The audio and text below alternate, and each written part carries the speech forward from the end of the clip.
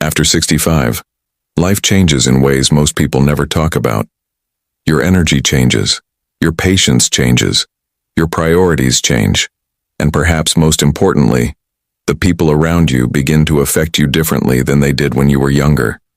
Some visits leave you feeling peaceful and appreciated. Others leave you emotionally exhausted for days. What's dangerous is that many seniors don't notice the damage immediately. It happens slowly.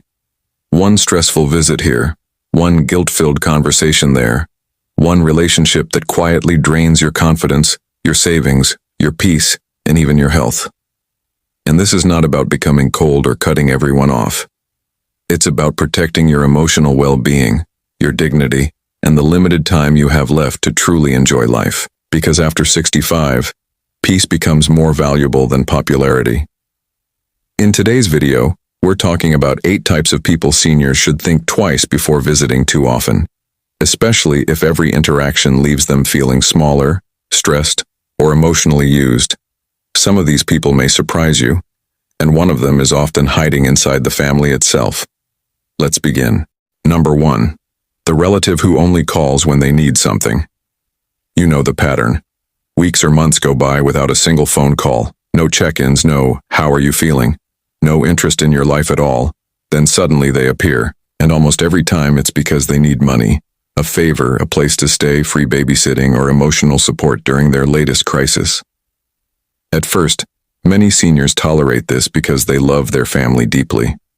They tell themselves, at least they still come around. But over time, these visits can become emotionally painful. You start realizing you're not being valued as a person.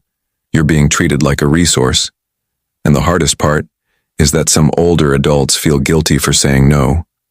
They spent their whole lives sacrificing for others, so setting boundaries feels uncomfortable. But after 65, constantly rescuing adults who refuse to take responsibility can quietly destroy your peace and financial stability. Healthy relationships involve mutual care, not one-sided emotional withdrawals. You deserve visits filled with warmth, respect, and genuine connection, not just requests. Number 2, the constant complainer. Everyone goes through difficult seasons, but some people turn negativity into their entire personality. Every conversation becomes exhausting. They complain about their children, their neighbors, the government, the weather, the food, their health, and nearly every person they know. After spending time with them, you don't feel lighter. You feel emotionally heavy. What many seniors discover later in life is that emotional energy matters more than ever. Chronic stress and negativity can affect sleep, mood, motivation, and overall well-being. And while compassion is important, constantly surrounding yourself with pessimistic people can slowly reshape your own outlook on life. You may begin feeling anxious, irritated, or emotionally drained without fully understanding why. Some people don't want solutions. They want an audience for their misery. And after 65, your peace is too valuable to hand over every week. That doesn't mean abandoning people during hard times. It simply means recognizing when a relationship repeatedly leaves you emotionally depleted instead of emotionally supported. Number 3. The person who makes you feel old. There's a difference between aging and being constantly reminded of your age in a disrespectful way. Some people speak to seniors as if they are helpless children. They interrupt them, dismiss their opinions, mock their memory, ignore their experience. Every visit becomes a subtle reminder that society no longer sees them as capable. And over time, this treatment can quietly damage confidence and self-worth. Aging does not erase wisdom. It does not erase intelligence, and it certainly does not erase dignity. Many seniors remain mentally sharp, emotionally insightful, and deeply valuable to the people around them. But toxic individuals often reduce older adults to stereotypes. They say things like, "You probably wouldn't understand. You're too old for that. You should just stay home and relax." Comments like these may sound small, but repeated disrespect has emotional consequences.